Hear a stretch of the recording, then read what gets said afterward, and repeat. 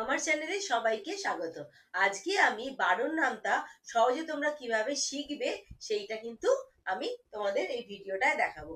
নামতা মাত্রই কিন্তু আমাদের প্রত্যেককে মুখস্থ করতে হয়, নয়তো আমরা গুণ বা ভাগ কিন্তু করতে পারবো না। কিন্তু লেখার যে টেকনিকটা সেটা তোমাদের আজকে শেখাবো।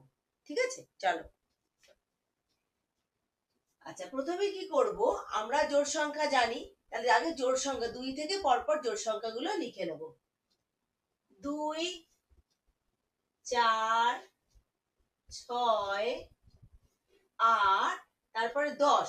10টা পুরো লিখবো না, 10-এর শূন্য লিখবো আর হাতের একটা আমি রেখে দেবো। তারপর আবার 2 থেকে লিখবো। 2, 4, 6, 8, 10। 10-এর আবারও শূন্যটা লিখবো আর একটা হাতে আমি রেখে নেবো।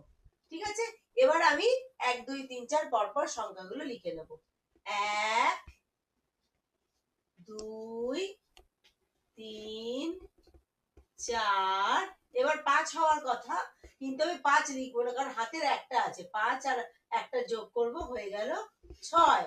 6-এর পর 7, 8, 9, 10, এবার 11 হওয়ার কথা, কিন্তু হাতে একটা আছে বলে 11 আর 1-এ 12 হয়ে গেল 12। ঠিক আছে, তাহলে কি হলো নামতাটা? 12-কে 12, 12 দুগুণে 24, 3 বারং 36, 4 বারং 48, 5 বারং 60, 6 বারং 72, 7 বারং 84, 8 বারং 96, 9 বারং 108, 10 বারং 120 হয়ে গেল আমার 12 নামতা। Thank you.